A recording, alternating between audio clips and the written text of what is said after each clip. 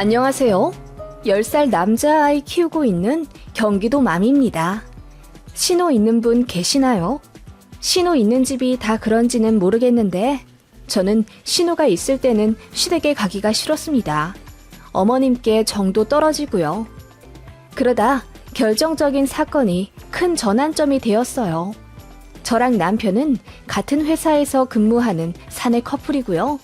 제가 남편보다 2살 어리긴 하지만 제가 먼저 입사했기 때문에 연봉은 오히려 제가 아주 조금 더 높아요. 결혼비용, 신혼집 전세비용 다 얼추 반반씩 내서 결혼한 거고요. 양가에서는 도움받지 않았습니다.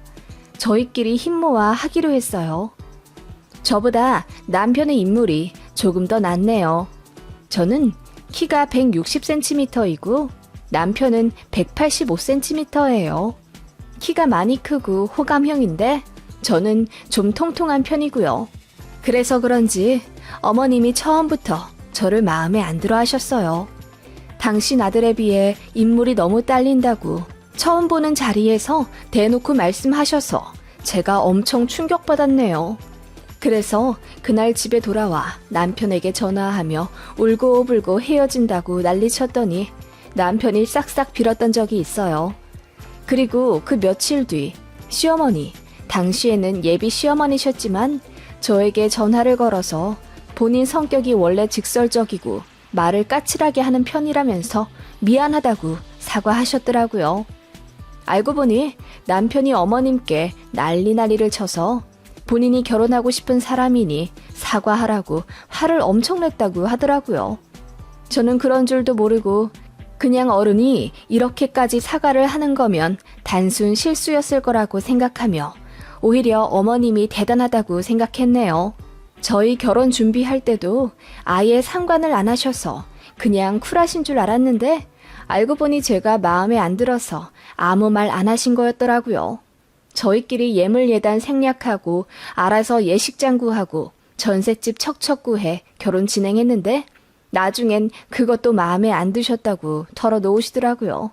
저는 좀 야무진 성격이라 적극적으로 잘 알아보고 하는 편이고 남편은 허허실실하는 성격이라 제가 하는 것에 전적으로 의지하고 제 의견에 따르는 걸 익숙해해요. 그래서 결혼 준비도 제가 거의 다 했고 그래서 스트레스도 오롯이 제 몫이었지만 남편과 싸우지 않기 위해 티 한 번 안 냈었고요. 그런 제 노고도 몰라주시고 어머님은 제가 어른들한테 의견도 좀 물어보고 살살 거릴 줄 알아야 하는데 너무 당찬 것도 흠이라고 하셨다더군요. 저도 어디 가면 항상 싹싹하게 굴어 저 같은 며느리 두고 싶다는 말 많이 들었었는데 정작 저희 시어머니는 절 싫어하시니 처음부터 잘못된 인연 아닐까 싶네요. 저랑 시어머니 관계는 그러했습니다. 정말 딱 할 말만 하는 표면적인 관계요. 그런 어머님이라 저도 점점 정이 떨어지기 시작했는데 신호와 얽히면 더 짜증이 나기 시작했어요. 어머님이랑 연락도 거의 안 하며 살았지만 가끔 어머님이 저에게 먼저 전화하실 때가 있었어요. 그건 거의 신호 때문이었죠. 신호 남편이 지병이 있어 주기적으로 병원에 다녀야 하는데 타 지역으로 이사를 하면서 병원 정착을 못했다고 하더군요. 제 여동생이 간호사로 대학병원에 근무하고 있었는데 이번에 신우가 이사간 그 지역이에요. 시어머니가 그거 아시고는 저에게 전화를 하셔서는 신우 남편이 이제 병원에 다녀야 하니 예약을 저더러 잡아주라고 하시더군요. 저는 좀 황당해서 그건 신우가 알아서 해야 하지 않겠냐고 하니 어머님께서 사돈 처녀가 일하는 그 병원 다닐 건데 가족 좋다는 게 뭐냐? 네가 먼저 좀 알아서 챙겨야 하지 않겠니? 사돈 처녀한테 이야기해서 잘 좀 봐달라고 전해달라고 해. 라고 하시더군요. 어머님, 제 동생이랑 아주버님 다니는 과는 전혀 상관없는 곳이에요. 그리고 수술 같은 것도 아니고 그냥 반년에 한 번씩 가는 정기검진인데 잘 봐달라고 할 게 뭐 있나요? 그래도 말 한 번 전해주면 거기 간호사들도 더 친절하게 굴 거고 의사도 잘 봐줄 거 아니야. 너는 다른 건 싹싹하게 굴더니 이런 건 모나게 구는구나? 어머님, 그게 아니라 별일도 아닌데 제 동생 직장에서 난처하게 만들고 싶지 않아요. 안 그래도 3교대라 힘들게 일하고 있는 애인데 굳이 신경 쓰이게 하고 싶지 않다는 이야기예요. 수술이나 입원이라면 제가 이야기는 해보겠죠. 제가 그렇게 말하자 어머님은 갑자기 소리를 지르며 네 신우 남편이 어떤 사람인데 돈을 얼마나 잘 버는지 알아? 네 신우 남편의 아버지가 지역 유지야 라고 하시더군요. 저도 그 말에 화가 나서 그게 저랑 무슨 상관이길래 이렇게 사돈처녀까지 난감하게 만드냐고 맞받아 쳤죠. 저 역시 늘 조용조용 고분고분하던 며느리였기에 그런 반응이 어머님께 너무 큰 충격이었나 보더라고요. 예상외로 쉽게 깨갱하시고는 알겠다 하시며 전화 끊으시더라고요. 제 성격이 호락호락하지 않다는 걸 아신 모양이었어요.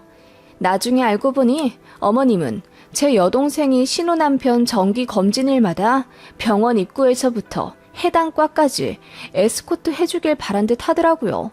정말 어이없지 않나요?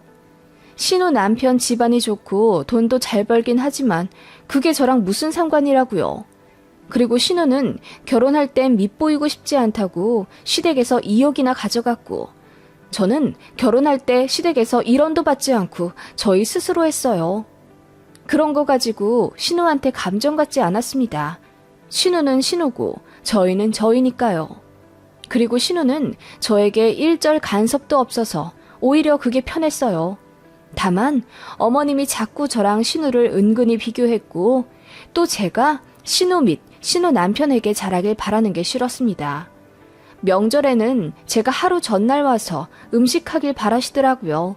이유는 신혼의 가족이 와서 편하게 밥 먹고 가길 바란다는 거였습니다.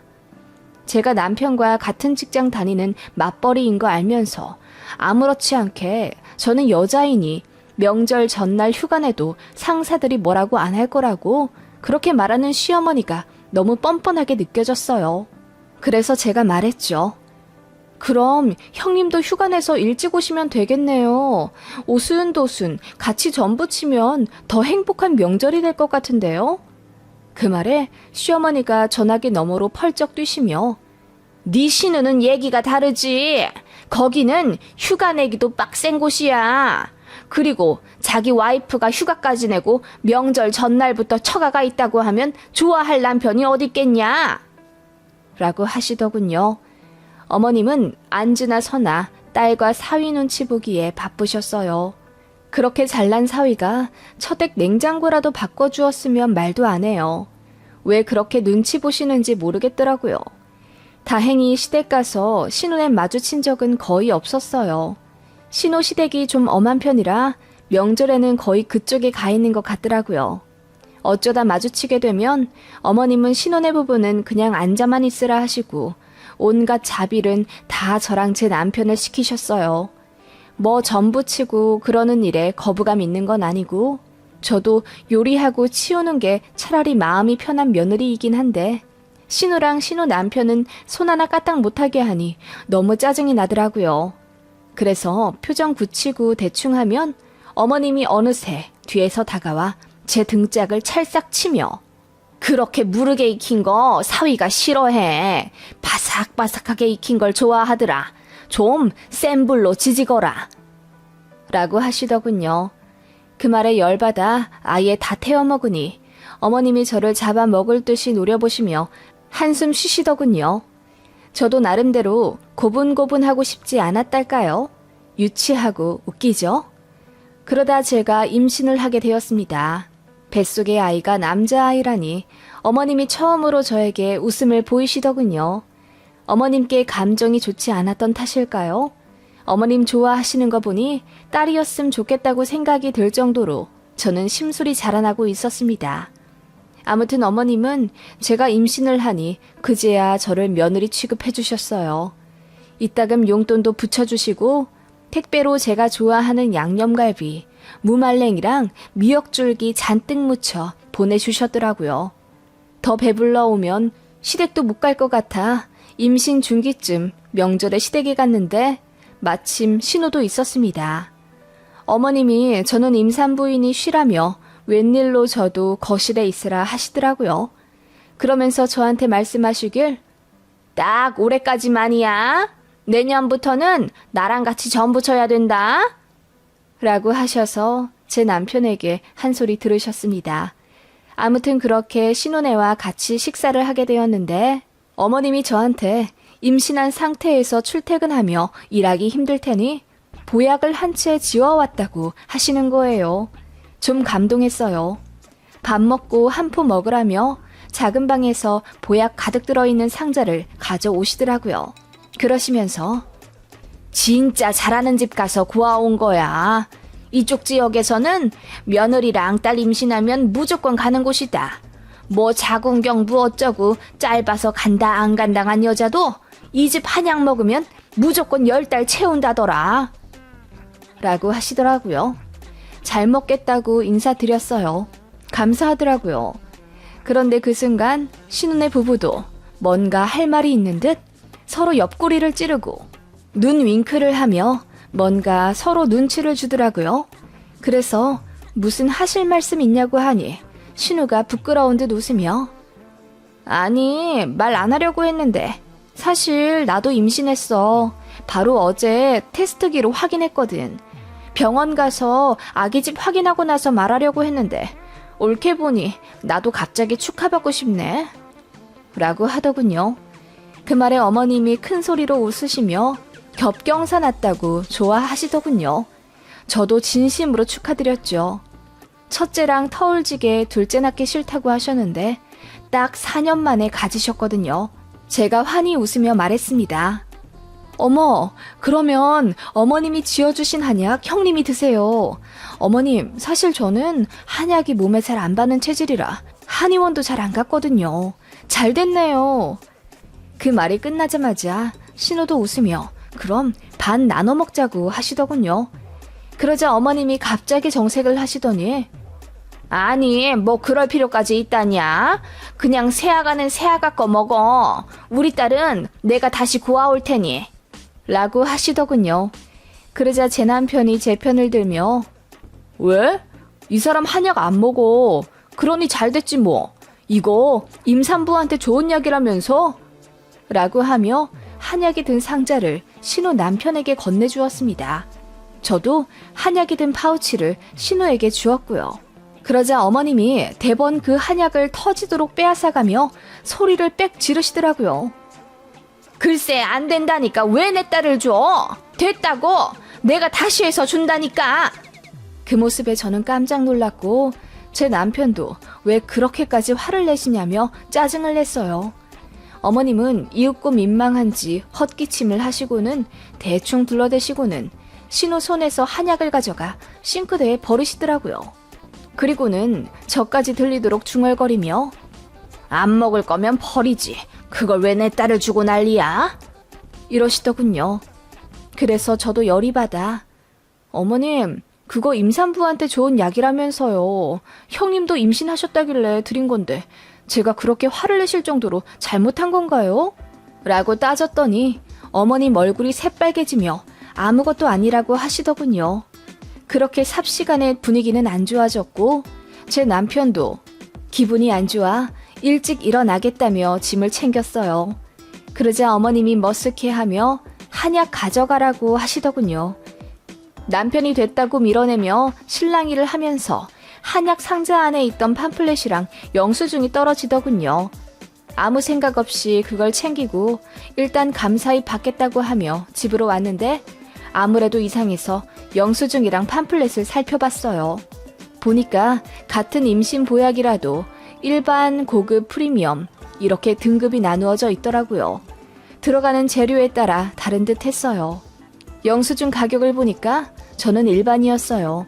그냥 그렇구나 하고 잊고 살았죠. 그렇게 저와 신우, 이듬해 아이를 출산했고 저는 육아휴직을 내고 친정에서 반년 정도 살았습니다.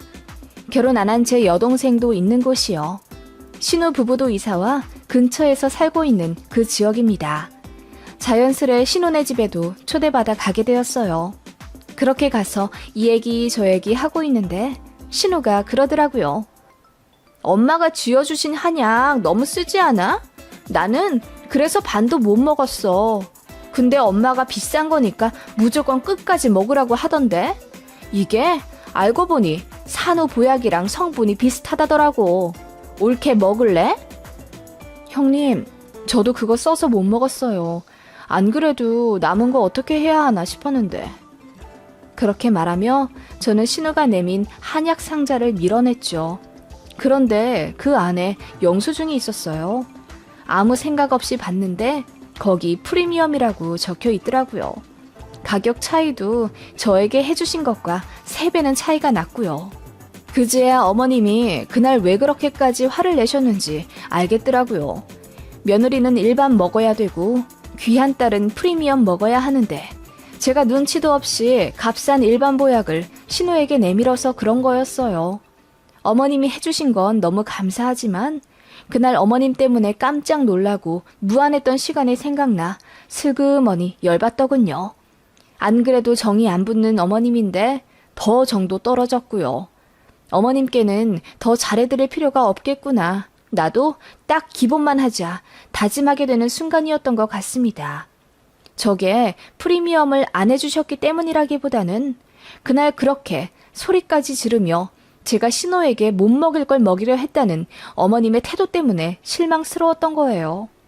그래도 티내지 않았습니다. 남편한테도 말 안 했어요. 그냥 그렇게 2, 3년 흘렀을까요? 나름 복수하게 된 일이 있었습니다. 저는 그날만 생각하면 아직도 웃음이 난답니다. 회사에서 복지 포인트가 나왔는데 꽤 많이 쌓였더라고요. 그래서 아이 옷이나 살까 했는데 딱히 필요한 건 없고 마침 어버이날이 다가와 양가 선물에 쓰자 싶더군요. 남편이 저더러 알아서 하라고 하길래 아울렛 가서 양가 부모님들 아웃도어 옷을 골랐습니다. 저는 제 친정엄마 취향을 너무 잘 알기 때문에 그에 맞춰 골랐죠. 시어머니는 솔직히 어떤 걸 좋아하시는지 잘 모르겠더라고요. 그래서 직원이 추천하는 대로 고르고 교환권을 집어넣었어요. 그렇게 어버이날 양가들러 선물을 드렸죠. 그런데 제 실수로 그만 어머님과 친정엄마 선물이 뒤바뀌게 되었어요. 그래서 제가 다음날 어머님께 전화해서 그거 다시 택배로 보내주실 수 있냐고 여쭤봤죠. 그랬더니 어머님이 나 이거 마음에 드는데 그냥 입으면 안 돼? 사부인이랑 나랑 같은 거 준 거 아니니? 라고 하시더라고요. 아니요, 어머님 거랑 친정엄마 거랑 달라요. 친정엄마 취향대로 고른 건데 어머님 마음에 드실 줄 몰랐네요. 다음에 참고해서 살게요. 그래? 뭐 그러면 굳이 바꿀 필요 있어? 교환권 들어있으니 사부인께서 매장 가서 바꾸시면 되잖아. 아, 그게요. 가격 차이가 좀 나서요. 저는 가감없이 이야기했습니다. 그랬더니 어머님이 뭐? 아니 뭐 얼마나 차이가 나길래 바꾸면 안 되는 거냐? 라고 하시며 불쾌해 하시더라고요. 어머님 건 10만 원이고 친정엄마 건 20만 원짜리예요. 그러자 어머님이 속상하다면서 어떻게 그렇게 차이나게 줄 수 있냐고 언성을 높이시더라고요. 그래서 제가 그랬습니다. 어머님, 어머님께 신우가 저보다 더 중요하듯이 저에게도 어머님보다 친정엄마가 조금 더 신경이 쓰이죠. 그 말에 어머님이 소리를 빽 지르며 본인은 차별한 적 없다고 억울하다 하시더군요. 어머님, 저 다 알아요. 형님 임신하셨다고 했을 때 제가 드린 보약 어머님이 화내면서 낚아채 가셨죠? 왜 그렇게까지 화를 내시나 했는데 그 이유를 나중에 알았어요. 저는 일반 등급이고 형님은 프리미엄 사주셨잖아요. 프리미엄 먹을 입인데 제가 눈치도 없이 일반 보약 드렸으니 어머님이 화가 나실 만도 하시겠죠. 저는 그 어떤 감정도 섞지 않고 차분하게 이야기했습니다.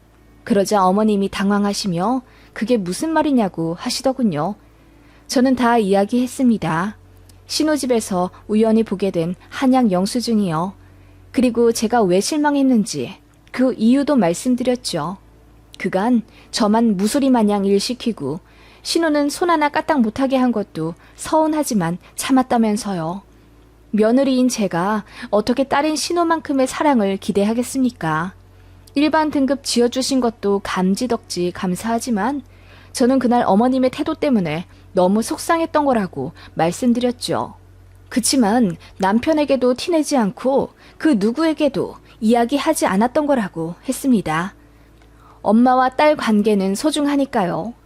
그렇기에 어머님도 이해하실 줄 알았다고 했습니다. 그래서 속이지 않고 옷 가격을 말씀드린 거라고 했죠. 그랬더니 어머님이 한마디도 못 하시더라고요. 사실 저 일부러 말씀드렸어요. 어머님도 속 한번 상해 보시라고요. 그게 성공했나 보더라고요. 어머님이 그냥 별말 않고 전화 끊으셨어요. 그리고 저에게 사부인에게 갈 옷 택배를 말없이 보내주셨고요. 저도 친정에서 옷을 받아 다시 시어머니께 보내드렸습니다. 대신 친정엄마랑 똑같은 옷으로 다시 바꿔다 보내드렸지요. 10만 원 더 써서 똑같은 가격으로요.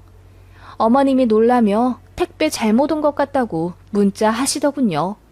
저는 제대로 간 건 맞으니 입으시라 말씀드렸어요. 그랬더니 어머님이 한참 후에 고맙다 한마디 하시더라고요. 그 일이 있고 난 몇 주 뒤 시댁에 가게 되었어요. 어머님이 삐져 계실 줄 알았는데 아니더라고요. 조금 민망해 하시긴 했지만 별말 없으셨고 웬일로 음식도 엄청 많이 만들어 놓으셨어요. 그리고 저희 갈 때 락앤락에 바리바리 다 싸주셨어요. 제가 좋아하는 것만요. 너무 감사해서 눈물까지 날 뻔했네요. 그날 이후로 어머님은 도끼가 빠졌다고 해야 할까요? 많이 순해지셨습니다. 저에게 언성 높이는 일도 없고 신우랑 같이 있어도 티나게 차별 안 하세요. 제 아이, 신우 아이들 다 차별 없이 예뻐해 주시고요. 용돈도 저희 아이 10만 원, 신우 아이들은 딱 5만 원씩 나눠서 주신답니다. 각 가정에 10만 원 가져가라 이거죠. 어머님이 그렇게 변하시니 저도 마음이 풀어져 더 잘해드리게 되더군요. 고부관계가 참 어렵고도 복잡한 것 같아요. 그치만 진심이라는 열쇠가 있다면 풀어지기도 쉬운 게 바로 시어머니와 며느리 관계 아닐까 싶습니다.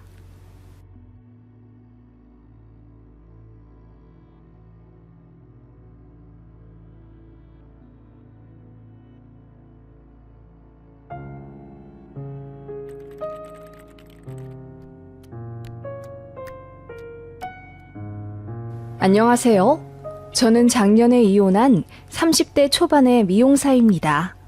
이혼은 했지만 혼인신고는 하지 않아 서류상으로는 깨끗하다는 게 그나마 저를 위로해주네요. 전 남편과는 딱 1년 살다 참 어이없이 이혼했어요.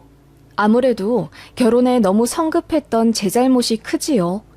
그래도 엄마가 도와주신 덕분에 인생이 더 구겨지지 않을 수 있었던 것 같아요. 무슨 일이 있었냐고요?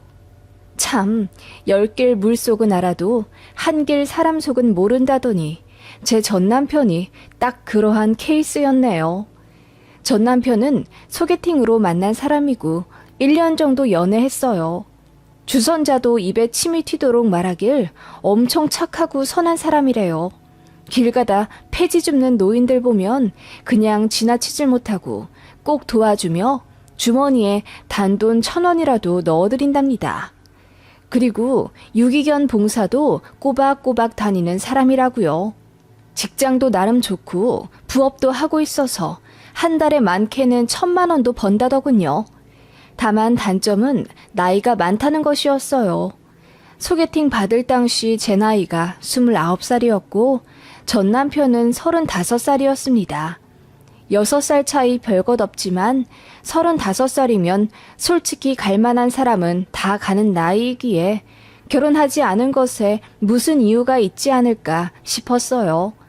그런데 주선자 말로는 인연을 못 만나서 다 반년 이내에 헤어졌고 어느 순간부터는 연애 자체를 안 해 결혼을 못한 거랍니다. 그런데 저를 우연히 보고 소개시켜달라고 제 주선자를 통해 졸랐다고 했고 그 난리통에 그냥 밥이나 한 번 먹고 올 심산으로 소개팅에 나갔어요. 생각보다 괜찮더라고요. 나이 차이가 좀 나는데 대화에 크게 거슬리는 부분 없이 잘 통했습니다. 그렇게 첫 만남부터 호감이 생기니 자연스레 연애하게 되었고 남편의 적극적인 대시로 프로포즈 받아 1년 만에 결혼하게 된 거예요. 막상 까고 보니 남편은 모아둔 돈이 그닥 많지가 않았습니다. 시댁에 돈이 많이 들어갔대요. 저는 20대 극초반부터 미용 일을 해왔기 때문에 모아둔 돈 역시 1억이 훨씬 넘었고요. 친정엄마도 미용업을 30년 넘게 하셨고 동네 장사지만 수완이 좋으셔서 그런지 돈을 많이 버셨어요. 그래서 저 결혼할 때 엄마가 돈을 많이 보태주셨습니다. 제 명의로 2억 5천짜리 아파트 해주셨고 저는 제가 모은 돈을 엄마한테 드렸어요. 그 과정에서 남편이랑 작은 다툼이 있었습니다. 장모님이 돈이 많으신데 뭐하러 돈을 드리냐는 겁니다. 여보, 우린 신혼부부고 이제 시작하는 햇병아리인데 한 푼이라도 더 쥐고 있어야지. 돈이 돈을 부른데 돈 한 푼 없으면 모이지도 않아. 장모님 돈 많으시잖아. 여보가 1억 드린다고 해서 좋아하지도 않으실걸? 아니, 엄마는 달라고 하던데 집값이 한두 푼도 아니고 2억 5천짜리나 해줬다고. 제가 웃으며 말하자 남편이 진짜 이해 안 간다는 식으로 이야기하길래 저도 빈정이 상해서 그럼 집 안 받고 대출받아 시작하자고 하니 대뜸 깨갱하며 미안하다고 하더군요. 자기는 잘 살고 싶어서 그랬던 거라면서요. 연애 때 저에게 모든 걸 맞춰주었고 결혼하면 바쁜 저 대신에 본인이 집안일 잘 하겠다고 하며 요리 클래스까지 다니는 정성과 성의를 보여준 남편이었습니다.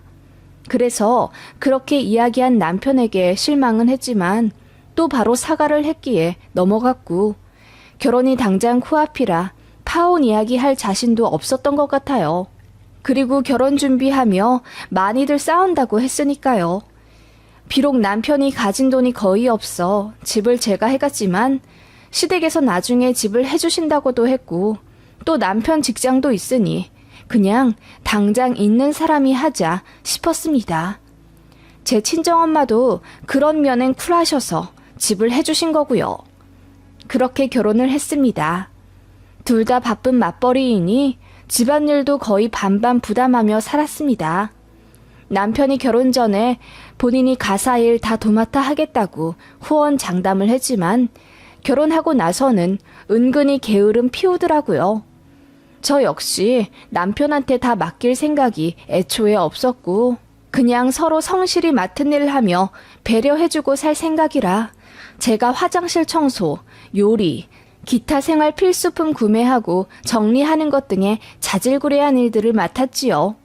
남편은 분리수거와 청소 담당이었고요. 나름 서로 할 것 하며 사이좋게 산다고 생각했는데 남편은 그게 불만이라고 했어요. 신혼집이 제 직장이랑 더 가까우니 제가 집안일을 더 해야 하는 게 맞지 않겠냐고 조심스레 묻더군요. 저는 좀 벙쪄서 아니, 나는 아침 9시에 집에서 나와서 밤 9시에 집에 들어오잖아. 더 가까운 건 맞지만 그만큼 업무 시간도 길지. 라고 했더니 남편이 장모님이 너무 여보 미용실 근처에다 집을 사주셨어. 나는 결혼 전보다 출퇴근 시간이 1시간이나 늘어났고 그래서 너무 피곤해 죽겠어. 라고 말하며 투덜대더군요. 좀 어이없긴 했지만 출퇴근 시간 길어진 게 피곤할 일은 맞으니 뭐라 못하겠더라고요. 그러던 어느 날 결혼하고 한 3개월쯤 지났을까 저에게 생활비 통장을 만들자고 제안하더군요. 결혼 후 남편의 카드로 식재료 사고 생활용품 등을 샀었고 제가 아파트 관리비, 공과금, 지인들 축의금이나 선물, 조의금 등 현금 들어갈 일에 돈을 내서 썼었어요. 그리고 제 수익의 나머지는 적금 등의 저축을 하고 있었지요. 그리고 제가 집을 해오는 대신 남편이 가전가구를 12개월 할부로 사왔었는데 다달이 그 부분을 남편이 내고 있었고요. 남편은 한 달에 카드값으로만 한 달에 300만 원 정도를 낸다고 알고 있었어요. 그런데 어느 날부터 남편이 자꾸 돈 없다는 소리를 하길래 제가 외식이나 배달비 등을 내게 되었고 점점 제가 부담하는 돈이 많아졌어요. 마트를 가도 계산할 때는 늘 남편이 어딘가로 가 있었고요. 안 그래도 돈 관련해서 다시 얘기를 해야겠다 싶긴 했었는데 남편이 생활비 통장을 만들자고 하니 기꺼이 무슨 얘기인지 들어보았죠. 남편 말로는 제가 생활비 부담하는 돈이 너무 적대요. 그래서 각자 200만 원씩 각출해서 공동 통장에 넣자고 하더군요. 저는 그게 좀 황당했었던 것 같아요. 그래서 굳이 그렇게까지 해야 하나고 했더니 막상 결혼하고 나니 본인이 부담하는 돈이 너무 많고 그래서 담배 하나 살 돈도 없어서 마이너스 통장을 써야 할 판이라며 투덜대더군요. 그런데 그건 본인이 모아둔 돈이 없었기에 가전 가구를 할부로 샀으니 어쩔 수 없는 것 아닌가요? 결혼할 때는 그 부분에 미안해 했으면서 막상 가전 가구 할부 내기 시작하니 돈이 아까워진 것 같더라고요. 그래서 그 부분에 대해 이야기하다가 다툼이 생겨 한 달 정도 말을 안 했었네요. 그러다 사소한 계기로 화해하게 되었고 남편도 돈이 없어 예민하게 나온 거라며 저에게 사과했어요. 저도 받아들이고 생활비 200만 원 각출하는 것에 동의했고요. 그렇게 하기 시작하니 남편이 엄청 기분 좋아하더군요. 뭔가 그전에는 뭔가 식당을 가도 제일 싼 메뉴만 먹으려 하던 남편이 이제는 비싼 걸 턱턱 고르기 시작하더라고요. 예를 들면 그전엔 돼지갈비만 좋아하던 사람이 생활비 반반 내기로 한 날 이후부턴 꼭 소갈비만 먹으려 들었어요. 남편 카드로 생활비 쓸 때는 제가 고기 1인분 더 시키는 것도 은근히 눈치 주고 그랬었거든요. 그리고 결정적인 건 생활비 반반 하기로 한 순간부터 남편이 그간 하지 않았던 취미 생활을 시작하더라고요. 남편은 자전거 동호회에 가입되어 있던 사람인데 한동안 나가지 않았어요. 자전거 업그레이드를 안 하니 창피해서 못 나가겠다나? 그런데 생활비 반반 하기로 한 순간부터 부부 각자의 취미도 존중해주자며 자전거를 700만 원짜리 사겠다고 하더군요. 제가 놀라서 눈이 동그래지니 할부로 하겠다며 걱정 말라고 하더군요. 저는 취미랄 게 없어요. 그냥 쉬는 날 집에서 영화 보고 드라마 보는 게 전부입니다. 남편도 뻔히 알면서 부부 각자의 취미를 존중해주자고 하는 게 어이가 없었죠. 제가 그건 너무 비싸서 고민해보겠다고 하니 남편이 기분이 상한 건지 갑자기 말이 없더라고요. 그때부터 냉전이 또 시작되었죠. 말만 안 하면 다행이에요. 갑자기 집안일을 안 하려 들더라고요. 퇴근하고 나면 남편이 너무 힘들다고 하며 집에 오면 그냥 소파에 뻗더라고요. 남편이 집안일을 하지 않으니 수건도 없고 집은 난장판이고 분리수거도 난리나 있더라고요. 남편이 맡기로 한 집안일은 빨래와 분리수거였거든요. 그런데 전혀 분담이 되지 않으니 어느 순간 집이 개판 5분 전이 되어 있었어요. 싸울 때마다 남편은 본인이 돈 제대로 안 갖고 왔다고 남편을 무시하냐는 거냐는 자격지심 가득한 말이 저를 더 힘들게 했습니다. 제가 언제 무시했냐고 하면 남편은 세상 가장 처연한 얼굴로 나를 변하게 만든 건 여보야. 내가 당신한테 얼마나 잘해왔는지 알잖아. 나 자존심 하나 안 부리고 다 당신한테 져줬어. 그런데 이제는 너무 지친다. 당신이 나 무시하는 거 참기 힘들어. 라고 하며 갑자기 피해자인 척 하더라고요. 그런 식의 싸움이 반복되니 어느 순간부터는 말 한마디 하기가 겁나더라고요. 또 제가 무시했다고 할까봐요. 싸우기만 하면 저는 나쁜 사람이 되어버리니 그냥 말하지 말자는 주의가 되어버리고 집안일도 제가 더 하게 되었어요.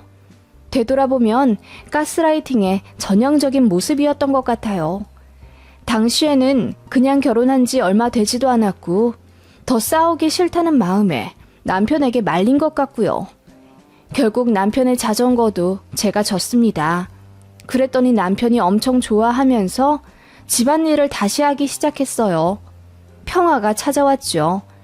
참 어이도 없었고 이런 사람이랑 평생을 살아야 하나 싶은 마음에 고민도 들기 시작했죠. 그렇게 몇 주 지나 시어머니께서 편찮으시다는 소식을 들었어요. 예전에 큰 교통사고를 당하시고 후유증이 있으신 분이라 늘 조심하시며 사셨는데 이번에 돌에서 미끄러지시는 바람에 골절상을 입으신 거예요. 수술을 하셨지만 앞으로 보행이 어려워질 수도 있다는 말에 남편이 많이 속상해 하더라고요.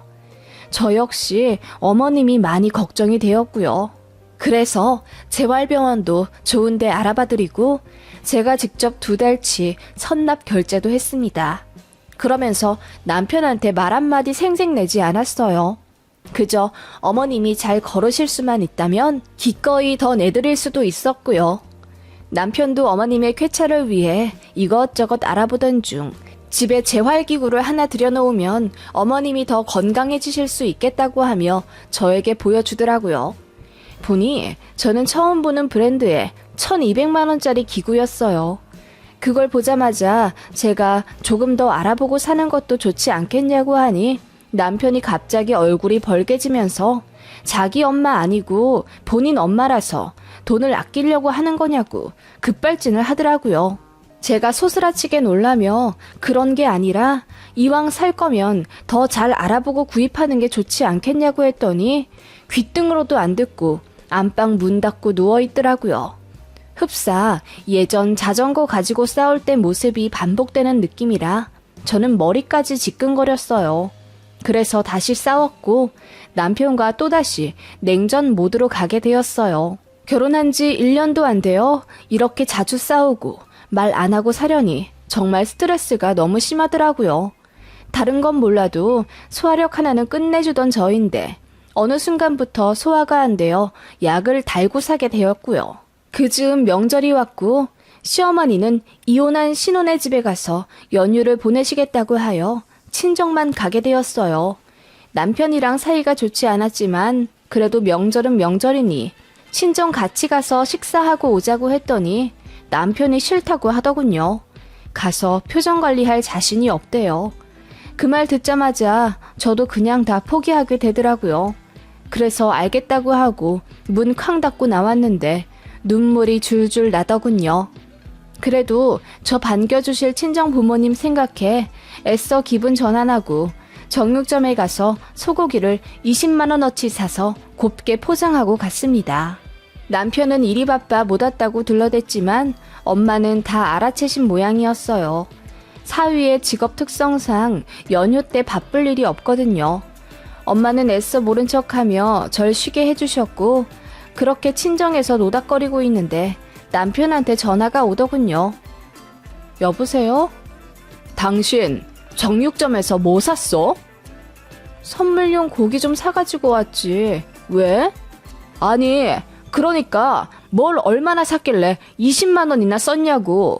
문자로 날아왔는데 기절할 뻔했어. 소고기 샀지. 그럼 명절에 왔는데 돼지나 닭을 사겠어? 명절에 시댁은 가지도 않는데 친정에 20만 원이나 썼다고? 그 말에 저는 기가 막혔어요. 어머님이 시누이 집으로 가셔서 오지 말라 하신 거고 제가 안 가겠다고 한 것도 아닌데요. 그래서 따졌더니 남편이 짜증을 팍 내며 우리 엄마 아픈데 네가 먼저 집에 오시라. 잘 케어해드리겠다 말을 안 하니 우리 엄마가 누나네 집에 갔지. 넌 그것도 모르고 히덕거리며 친정이나 가고 소고기도 20만 원어치나 사갔냐? 라고 하더군요. 너무 열이 받아 그게 무슨 막말이냐고 저도 소리를 질렀죠. 그러자 남편이 그러더라고요. 우리 생활비 반반 내기로 한 거 잊었어?